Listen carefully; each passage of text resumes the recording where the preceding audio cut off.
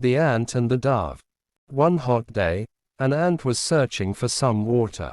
After walking around for some time, she came to a spring. To reach the spring, she had to climb up a blade of grass. While making her way up, she slipped and fell into the water. She could have drowned if a dove up a nearby tree had not seen her. Seeing that the ant was in trouble, the dove quickly plucked a leaf and dropped it into the water near the struggling ant. The ant moved towards the leaf and climbed up onto it. Soon, the leaf drifted to dry ground, and the ant jumped out. She was safe at last. Just at that time, a hunter nearby was about to throw his net over the dove, hoping to trap it. Guessing what he was about to do, the ant quickly bit him on the heel. Feeling the pain, the hunter dropped his net. The dove was quick to fly away to safety. One good turn begets another. The apple tree and the farmer. Once upon a time, there lived a farmer in a village, beside a forest. He had a big garden that had an old apple tree and other plants, trees and beautiful flowers. When the farmer was a little boy, he spent much of his time playing with the apple tree. Those days, the apple tree had given the choicest of apples to him. However, as time passed, the apple tree became old and stopped bearing fruits. Now that the farmer was not getting any apples from the tree, he decided that the tree was useless. Therefore, he decided to cut the tree and use its wood to make some new furniture. He felt that since the tree was old and huge, he did not have to cure it, and it would make great furniture.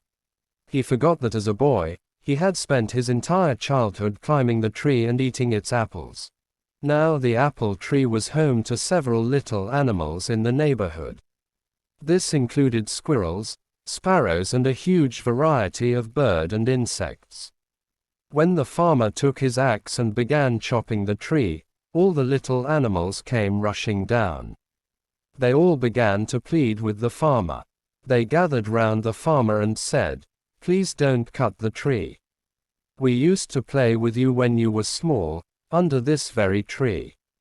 This is our home and we have no other place to go." The farmer was adamant. He raised his axe and the commotion grew. "Please don't chop and destroy my home and kids," cried the squirrel. "Please don't chop and destroy my nest," cried the little birds. "Please don't cut the apple tree," cried the grasshopper.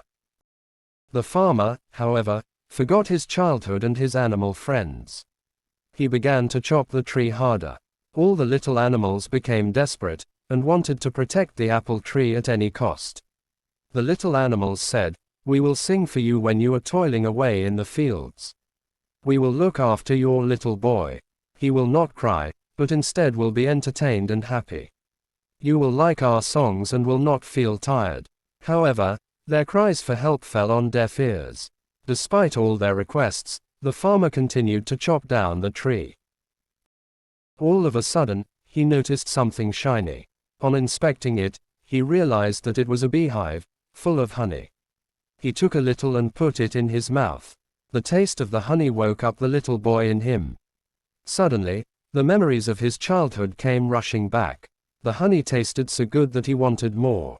It brought a sense of happiness to him. He smiled and exclaimed, "This tastes amazing."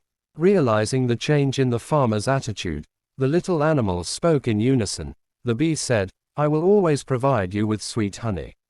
The squirrel said, "I will share any amount of nuts that you want." The birds cried, "We will sing as many songs as you want." Finally, the farmer realized his folly, and put down his axe. He understood that the tree was home to many lovely animals that provided him with so many things. He wanted his little boy to have the childhood that he had. The farmer realized that the apple tree was not that fruitless. The little boy in him saved the apple tree. He threw away the axe and said to the little creatures, "I promise that I would never cut this tree. I have realized my mistake and you all can now live in peace and harmony." The little creatures thanked the bee profusely. If the farmer had not found the beehive, they would have been homeless by now. They continued living happily in the old apple tree. Moral: each and every living thing in nature is of some use. We should not destroy any living thing. Foolish monkeys. Before several centuries, there was a very large, dense and dark forest. A group of monkeys arrived at the forest. It was winter season, and the monkeys struggled hard to survive the freezing cold nights. They were hunting for fire to get warm. One night, they saw a firefly and considered it a dab of fire. All the monkeys in the group shouted, "Fire, fire, fire, yeah, we got fire." A couple of monkeys tried to catch the firefly and it escaped. They were sad as they could not catch the fire. They were talking to themselves that they couldn't live in the cold if they didn't get the fire. The next night, again they saw many fireflies. After several attempts, the monkeys caught a few fireflies. They put the fireflies in a hole dug in the land and tried to blow the flies. They blew the flies very hard without knowing the fact that they were flies. An owl was watching the activities of the monkeys. The owl reached the monkeys and told them, "Hey, those are not fire. They are flies. You won't be able to make fire from it." The monkeys laughed at the owl. One monkey replied the owl, "Hey old owl, you don't know anything about how to make fire. Don't disturb us." The owl warned the monkeys again and asked them to stop their foolish act. "Monkeys, you cannot make fire from the flies. Please hear my words." The monkeys tried to make fire from the flies. The owl told them again to stop their foolish act. "You are struggling so much, go take your shelter in a nearby cave. You can save yourself from the freezing cold.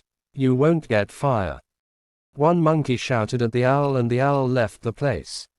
The monkeys were simply doing the foolish activity for several hours and it was almost midnight. They were very tired and realized that the words of the owl were correct and they were trying to blow a fly. They sheltered themselves at the cave and escaped from the cold.